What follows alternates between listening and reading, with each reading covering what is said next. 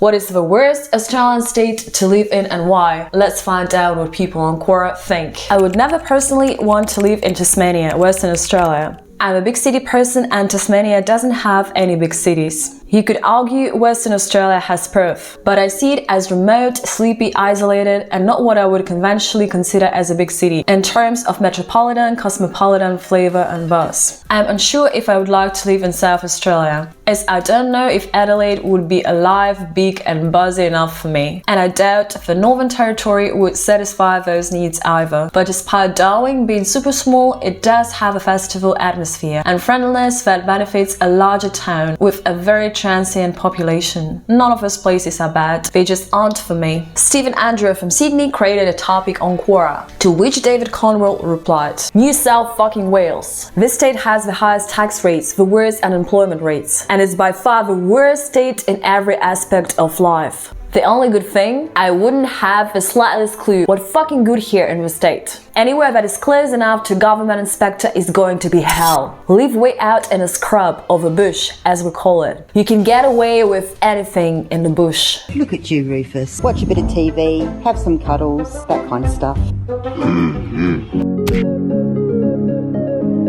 Marta Stagg joined the conversation with words. I'm not sure about the state, but Sydney 100% no hesitation is the worst city to live in Australia. Tourism ads show Sydney as a very Australian city. You've got the Opera House and a harbour bridge to take photos with. However, huge amounts of immigrants move from India and China, and to a lesser extent, immigrants from European countries too. If all these immigrants from India and China wanted to move to Sydney to work in a central business district, they are unfortunately in for a bad time. Unless you moved to Sydney before 1999, or you earn more than 200,000 American dollars in your first year working in Australia, you are locked out of living in the inner city. No chance you'll get in. You'll pay minimum 800 Australian dollars per week for a studio apartment, let alone something big enough for a family. Nope. You'll end up living out in Western Sydney, more than an hour drive in traffic from a central business district, because that's what most can only afford in Sydney. Do you want to earn more and work with large businesses there? Well, you better know people. Your father better be friends with someone else's father who started an IT, law, accounting or medical business, because that's how you get a job.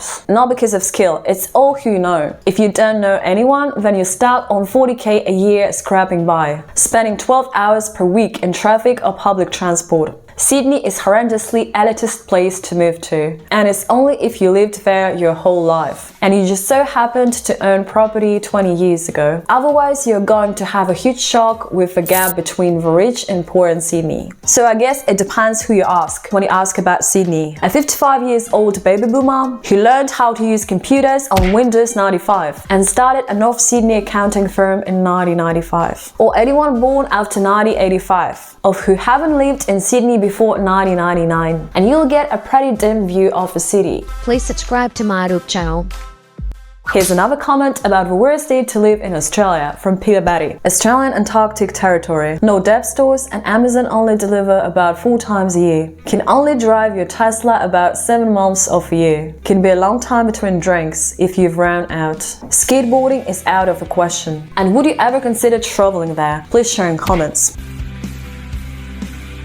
Marta Stagg also wouldn't recommend living in Canberra, part of Australian capital city, or as we call it, Canboring, full of self-important retarded idiots and their mistresses, roundabouts, motels for the above, government limos to take them from one to the other. Canboring is about 2,500 feet above sea level, so the winters are worse than the winters in Antarctica, and summers are, well, boring. One is not permitted to swim in Lake Ballygriffin, after all it's man-made. And the next comment goes to Andrew Bromwich or Bromage. Let's find out what he says. If I could mention territories, the least important for most purposes is probably Heard Island and McDonald Islands, because few Australians have heard of it. Population 0, not including penguins. Economy 0. Geography.